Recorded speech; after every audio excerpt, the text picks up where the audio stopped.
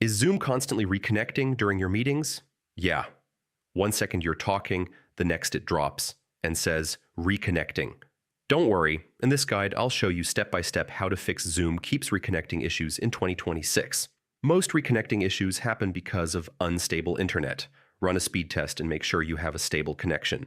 If possible, switch to a wired Ethernet connection. It's more reliable than Wi-Fi.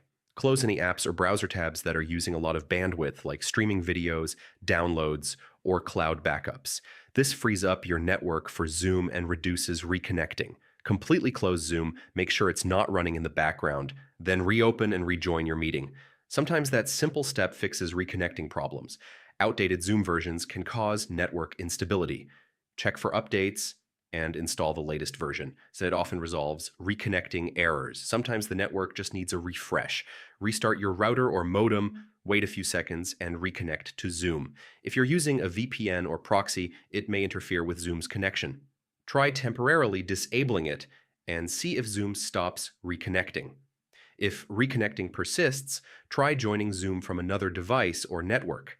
This helps identify if the problem is with your device, network, or Zoom itself. Finally, restart your computer or device.